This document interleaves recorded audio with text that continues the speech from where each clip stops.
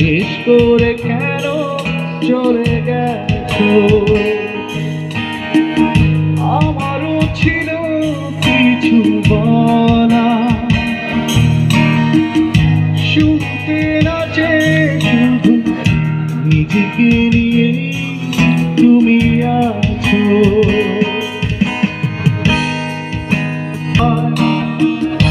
অভিযোগ থাকলে তা লুকিয়ে রেখে বিরহ বাড়াতে শুধু সত্যি ঢেকে হয়নি যাবার বেলা।